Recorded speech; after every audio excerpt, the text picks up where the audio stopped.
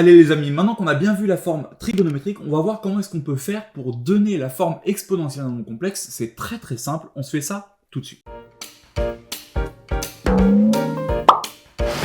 La forme exponentielle d'un nombre complexe, comme on vous l'a indiqué dans la fiche qui apparaît devant vos yeux, c'est une forme où on va utiliser le module et l'argument et les mettre respectivement devant et à l'intérieur d'un exponentiel avec un petit i pour bien rappeler qu'on est dans les complexes.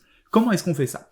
Eh bien, quand on part d'une forme a plus ib, par exemple 1 moins racine de 3i, on va d'abord travailler pour réussir à mettre cette forme-là sous une forme trigonométrique, donc r facteur de cosinus d'un angle plus i sinus d'un angle.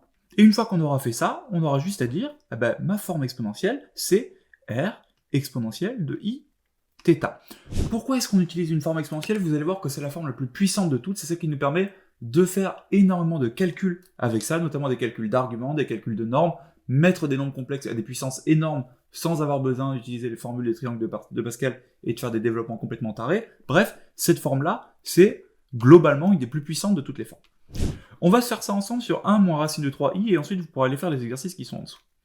Je vous rappelle que pour donner la forme trigonométrique d'un nombre, c'est-à-dire pour trouver son module et son argument, on a fait une petite vidéo là-dessus qui est la compétence 5 que vous pourrez trouver sur galilée.c, mais je vous le refais ici tranquille. On commence par calculer la norme. R, c'est racine de sa partie réelle au carré, donc 1 au carré, plus sa partie imaginaire, donc moins racine de 3 au carré. Ça me fait racine de 4, et du coup, ça fait 2. Deuxième étape, je vais prendre mon nombre complexe, donc il s'appelle par exemple z, et je vais faire apparaître cette norme pour faire une factorisation forcée. Donc je vais dire que c'est... Alors là, plusieurs manières de le faire. Je vous montre une première technique, c'est de dire, bon, j'ai 1 moins racine de 3 i. Sauf que moi, je voudrais factoriser par la norme. Donc en gros, je voudrais dire que c'est ma norme de facteur de quelque chose plus i fois quelque chose. Pour arriver à une factorisation comme ça, ce qu'on peut faire, c'est faire apparaître un 2. Donc là, je vais mettre un 2 fois, et là, je vais mettre un fois 2. Comme ça, je pourrais factoriser par 2. Sauf que, évidemment, j'ai pas le droit de faire ça. Donc, ce qu'on va faire, c'est qu'on va tout simplement diviser par 2 ici, et diviser par 2 ici. Comme ça, mon 2 et mon 2 vont s'annuler, et mon 2 et mon 2 vont s'annuler, et au final, c'est comme si j'avais rien fait. Du coup, ma factorisation, ça me donne tout simplement 2 facteur de 1 demi moins racine de 3 sur 2 multiplié par i. Et je me retrouverai bien avec 2 facteurs de quelque chose plus i fois quelque chose.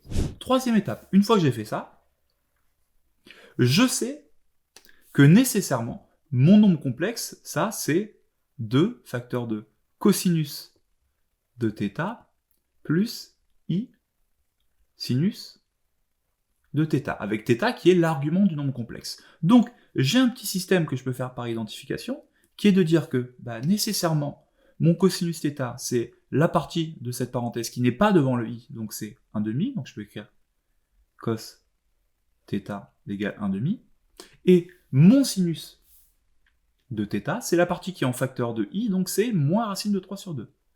Et j'ai sinus de θ égale moins racine de 3 sur 2. On utilise la première ligne pour trouver la valeur absolue de l'angle, et on utilise la deuxième ligne pour trouver le signe de l'angle. Regardez, j'ai un cosinus θ qui vaut 1,5. Donc, soit vous le faites avec la calculatrice avec Arcos, soit vous connaissez à peu près votre cercle, et vous dites, bon, pour avoir un cosinus qui vaut 1,5, le cosinus se lit sur l'axe horizontal. Pour que ce cosinus vaille 1,5, je sais que l'angle qui correspond, c'est le plus grand des angles. Donc c'est pi sur 3. Le problème, c'est que moins pi sur 3, il me donnerait aussi un cosinus de 1,5. Donc comment est-ce que je peux faire pour arbitrer, savoir si c'est pi sur 3 ou moins pi sur 3 que je vais garder? Je regarde tout simplement le signe du sinus. Mon sinus, il est négatif. Or, si je prends un angle de pi sur 3, si je me mets ici, vous voyez que le sinus, il arrive dans la partie positive de l'axe vertical. Alors que si je prends moins pi sur 3, mon sinus, il arrive dans la partie négative. Donc c'est bien moins pi sur 3 que je vais garder comme argument. Et une fois que je suis là, j'ai juste à dire, bon, très bien. Je peux donc conclure que mon R, j'ai calculé au début, c'est 2, et que l'angle, mon argument, l'angle de ce vecteur, de ce nombre complexe, c'est moins pi sur 3. Et à partir de là, je peux donner très rapidement à la fois la forme trigonométrique, z égale 2 facteur de cos de moins pi sur 3 plus i sinus de moins pi sur 3, ou je peux donner directement la formulation exponentielle de moins i pi sur 3, qui est exactement la même chose que 2 exponentielle de i moins pi sur 3, mais on préfère virer les parenthèses et mettre le moins devant.